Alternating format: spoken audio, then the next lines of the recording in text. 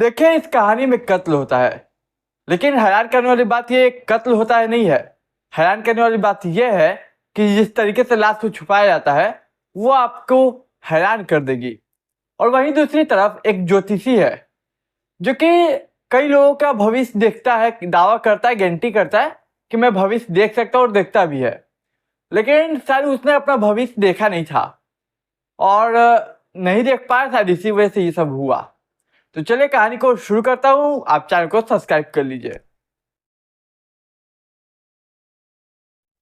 तो देखिए, छत्तीसगढ़ में एक परिवार रहा करता था। इस परिवार के जो मुखिया थे वो थे उपेश।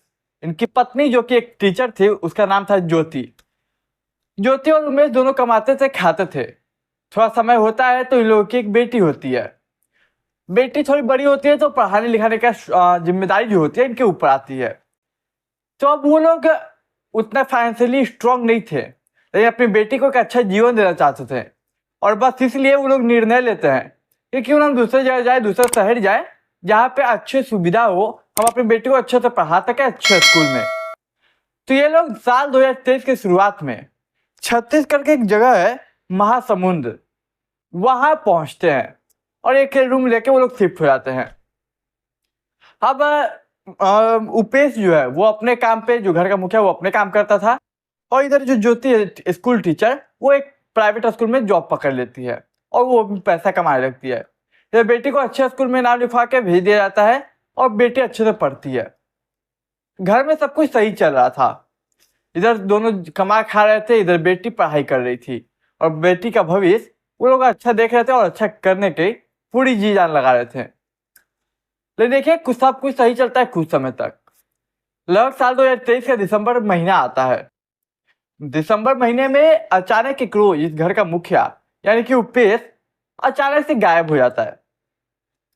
अब गायब हो जाता है तो पत्नी पुलिस स्टेशन पहुंचती है कि सर मेरे पति गायब हो गए। अब पुलिस पूछते क्या है, कैसे है, क्या हुआ? तो बोलते हैं ऐसे ही एक रोज हमेशा की तरह वो जॉब पे गए और फिर जॉब पे जाने के बाद वो गायब हो गए, मिले ही नहीं, आ ही नहीं वापस घर। अब पुलिस भी हैरान कि ऐसे कोई शख्स कैसे गायब हो सकता है? हो सकता है कहीं घूमने फिरने गया हो, कहीं क्लब उलब गया हो, कहीं दोस्त रिश्तेदार के साथ हो। लेकिन खैर 48 घंटा से ज्यादा हो गया था, जो टाइम लिमिट होती है एफआईआर की गुमशुदगी की, वो टाइम लिमिट क्रॉस कर चुका था। तो पुलिस एक एफआईआर लिखती है, दर्ज करती है गुमशुदगी यानी मिसिंग की रिपोर्ट, और उसके बाद इन्वेस्टिगेशन शुरू करती है। सबसे पहले उसके दोस्तों से पूछा जाता है। तमाम जो दोस्त थे उसके उपेश के, सभी पूछताछ की जाती है, लेकिन कुछ पता नहीं चलता। उसके बाद परिवार पे आ जाता है, परिवार से पूछताछ किया जाता है, वो भी बताते हैं कि हमें कुछ नहीं पता। जो भी दोस्त रिश्तेदार जो भी थे सभी से अच्छे से पूछताछ की जाती है, लेकिन किसी के बयान से किसी पे शक नहीं जाता और पुलिस को नाकामयाबी हाथ लगती है। लेकिन पुलिस अब करे तो करे क्या? यह समय गुजरता रहता है और 10 दिन 15 दिन बीत जाते हैं। अब जब सभी पूछताछ करने के बाद भी कुछ पता नहीं चलता है, पुलिस फोटो को सभी जगह सर्कुलेट कर देती है। Taxi stand, bus stand, railway line, airport और तमाम पुलिस थानों में फोटो सर्कुलेट किया जाता है कि ऐसे कोई शख्स मिले या ऐसा कोई लाश मिले जिसका मिलता जुलता ऐसा हो, मतलब इंफॉर्मेशन जो दी गई थी, तो हमें कांटेक्ट किया जाए। लेकिन देखिए, समय तो गुजरता है लेकिन ऐसा कोई इंफॉर्मेशन आता नहीं। तमाम फिर केस के फाइलें बढ़ने लगती हैं इनके ऊपर। इधर बीवी हफ्ते 2 हफ्ते तक जाती है पुलिस स्टेशन में, पति को खोजिए, प्रेशर बनाती है, लेकिन अफसोस उसके बाद वो आना बंद कर देती है क्योंकि शायद उसकी भी उम्मीदें कहीं ना कहीं टूट चुकी थी, पुलिस कुछ नहीं करेगी। और इधर जब समय गुजरता गया, समय दिसंबर से साल 2024 जनवरी आया, फरवरी आया, मार्च आया, अप्रैल आया। इन बीच कई सारी चीजें हुई, बहुत सारे केस के फाइलें नहीं आई, पुलिस उस पर बट गई, कई पुलिस वालों के ट्रांसफर हो गए, पुलिस उधर भी बट गई, और इस पे कहीं ना कहीं इस केस पे मिसिंग रिपोर्ट पे धूल जमने लगी। और एक वजह ये भी थी धूल जमने की कि ये जो महिला थी पत्नी ज्योति, वो 2 हफ्ते तक आई, उसके बाद आना बंद कर दी। और देखिए इधर 6 महीने गुजर गए, समय आता है मई 2024। मई 2024 में अचानक से एक पुलिस वाला का नजर इस केस पे पड़ता है। वो केस की फाइलें पढ़ता है, थोड़ा इन्वेस्टिगेट करता है, तो पता चलता है कि ये महिला जो 2 हफ्ते बाद गायब हो गई, मतलब कि आना बंद कर दी थाने, जबकि आमतौर पे जो गुमशुदगी की रिपोर्ट हुई थी उसके लिए लोग जो 3-4 साल तक आते हैं, बड़े बड़े लोगों से पहचान नहीं भी होती है तो पैरवी लगाने की कोशिश करते हैं, चाहे नेता मंत्री विधायक जो भी हो। लेकिन महिला ने ऐसा कुछ नहीं किया, ये बस 10-15 दिन आई और उसके बाद आना बंद कर दी। और शायद यही एक वजह थी जिसकी वजह से इस केस पे धूल जमने लगा। अब पुलिस सोचते हैं एक बार इसके पर्सनल लाइफ को इन्वेस्टिगेट करते हैं, महिला और उसके पति में क्या रिलेशन थे उसके, प्लस ये जो शख्स था उपेश जो गायब है उससे किसी के साथ लड़ाई झगड़ा, क्योंकि दोस्त और रिश्तेदार से पूछ लिया गया, उन्हें इसके बारे में कुछ नहीं पता। अब सबसे पहले पड़ोसी से पूछताछ, क्योंकि पड़ोसी बहुत सारे राज जानते हैं अपने अगल बगल के। तो देखिए इसमें एक चीज पता चलती है पड़ोसी से पूछताछ के दौरान कि एक शख्स है, एक ज्योतिषी है जिसका नाम है मुकुंद त्रिपाठी।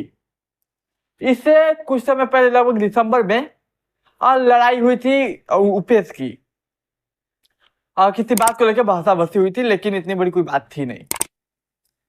अब इधर पत्नी से के बारे में पता क्या आता है, तो फिर पत्नी के बारे में कुछ खास मिलता नहीं है। अब ये जो था ज्योतिषी मुकुंद त्रिपाठी उसे उठा लिया जाता है। उठाए बाद पूछा जाता है क्या तुम्हारी झगड़ा हुआ था दिसंबर में, तो बोलता है हाँ हुआ था। तो बोलता है वजह, तो बोलता है वजह कुछ नहीं, बस हमारे ग्रह का दशा जो था वो खराब था। अब पुलिस वाले को ये सुन के थोड़ा अजीब लगा कि ग्रह का दशा खराब और लड़ाई होना मतलब क्या तालमेल है। अब पुलिस को लगता है ये कुछ भक्ति और अनभक्ति का तो मामला नहीं, तो चलो इससे एक बार शक्ति से पूछताछ करते हैं। फिर पुलिस थोड़ा शक्ति आजमाती है और अपने पुलिस के अंदाज में पूछती है, तो फिर सारा मामला खुल के सामने आता है। तो कहानी को आगे बढ़ाऊं, फ्लैशबैक में ले जाऊं, इससे पहले आप चैनल को सब्सक्राइब कर लीजिए। तो देखिए बताता है कि साल भर के पहले की बात है, लगभग 2023 के स्टार्टिंग की, जब ये लोग अपने पहले के घर जहाँ पे वो लोग रहते थे वहां छोड़ के यहाँ पे छत्तीसगढ़ के महासमुंद्र में आए थे। वहां पे इनका पड़ोसी था मुकुंद, और ये मुकुंद पेशे से एक ज्योतिषी है जो कि दावा करता है कि लोगों का भविष्य मैं बता सकता हूँ। तो जब ये लोग आए तो ये लोग भी इस ज्योतिषी से मिले। ज्योति भी अपना भविष्य जानना चाहती थी, ज्योतिष का भविष्य बताता है। वो मुकुंद उपेश जो था वो भी अपना भविष्य जानता है। फिर मुकुंद बोला सॉरी उपेश, वो अपना जॉब पे जाने लगता है। इधर तो टीचर तो ये भी थी ज्योति, लेकिन जब वो फ्री रहती थी, जब वापस आती थी, तो वो मुकुंद के पास जाया करती थी। अक्सर वो मुकुंद से मिलने लगी अपने भविष्य को लेकर। कहीं ना कहीं ये बात उपेश को पता चल गई, तो इस बात को लेके वो रोकने लगा, विरोध करने लगी, तुम मत मिलो उससे, मत जाया करो। तो इस बात को लेके पति पत्नी के बीच आपस में कई बार लड़ाइयाँ होती थी, लेकिन पर्सनल में होती थी। लेकिन एक दो बार नॉर्मली मुकुंद से भी हुई थी, मुकुंद को भी इसने बोला था, समझाया था। इधर एक रोज दिसंबर में ही लगभग जब गायब हुआ तभी की कुछ दिन पहले की बात है, मुकुंद त्रिपाठी से उपेश की लड़ाई हो जाती है। और जब इतना विरोध करता है तो ये मुकुंद और इसकी पत्नी ज्योति मिलकर एक प्लान करते हैं, अपने पति को ठिकाने लगाने का ज्योति प्लान करती है कि जब तक रहेगा इस दुनिया में तब तक हमें चैन से जीने नहीं देगा, तब तक हम लोग मिल नहीं पाएंगे, रह नहीं पाएंगे साथ में। फिर एक प्लान रेडी होता है, मुकुंद से लड़ाई करता है उपेश से जानबूझकर। इसके बाद लड़ाई के बाद प्लान के तहत ज्योति उस पर हमला करती है, और ज्योति हमला करती है, मर जाता है उपेश। तो अब सुनिए आखिर मैंने ऐसा क्यों कहा था कि लाश यानी कत्ल से ज्यादा उसे लाश को छुपाने का तरीका अजीब है, हैरान करने वाला है। तो पत्नी ज्योति ने तो उसे मार दिया, प्लान के तहत मुकुंद भी शामिल था। अब मुकुंद प्लास्टिक लाता है, पॉलीथीन लाता है, और पॉलीथीन की कई लेयर से रैप करता है। लेकिन रैप करने से पहले बहुत सारे नमक को लेता है, उसके बॉडी पे रखता है ताकि बॉडी जल्दी डिकम्पोज हो जाए। अब बहुत सारे नमक से उसके लाश को बॉडी पे रखता है, उसके बाद प्लास्टिक लगभग 20-25 प्लास्टिकों से पॉलीथीन से रैप करता है। अब रैप कर दिया उसने। अब इसके बाद देखिए क्या करता है, उसके बाद अपने घर यानी कि अपने घर के अंदर किचन और बाथरूम के बीच गड्ढा खोदता है, लगभग 5-6 फीट गहरा। इसके बाद उस लाश को जो कि पहले नमक से मतलब उसे भर दिया गया, उसके बाद रैप किया गया 20-25 बार, और उसके बाद मतलब 20-25 पॉलीथीन से, और उसके बाद डाल दिया गया उस गड्ढे में जो खोदा गया था, जो कि बाथरूम और किचन के बीच था। अब देखिए इसके ऊपर से फिर डाला जाता है नमक ताकि डिकम्पोज अच्छे से हो, और इतना रैप इसलिए करता है ताकि लाश में से बदबू ना आए। आप देखें इसके बाद नमक तो ऊपर से भी डाल दिया, अंदर से भी डाल दिया, इसके बाद मट्टी डालता है। अब मट्टी नहीं, इसके बाद प्लस्तरा भी करता है। जब ये बात पुलिस के सामने खुलती है तो फौरन पुलिस उस जगह को खोदती है, लेकिन देखिए बॉडी काफी हद तक डिकम्पोज हो चुकी थी, कैसे कुछ हड्डियां गिनी चुनी बच गई थी।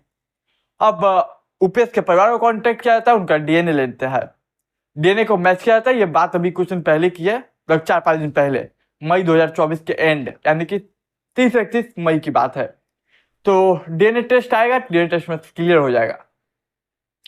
तो देखिए यही थी हमारी एक कहानी, और एक ज्योतिष थी जिसको शायद लोगों के जो दावा करता था कि मैं भविष्य बता दूंगा, इसे खुद नहीं पता था कि वो कैसे पकड़ाने वाला है और कितनी जल्द पकड़ाने वाला है। सो खैर हमारी आज की कहानी यही थी। उम्मीद करता हूं आपको कहानी पसंद आई होगी। कहानी पसंद आई तो चैनल को सब्सक्राइब, वीडियो को लाइक, दोस्त रिश्तेदार के साथ शेयर कीजिए। मैं मिलूंगा एक नई कहानी में, तब तक के लिए मुझे दीजिए इजाजत।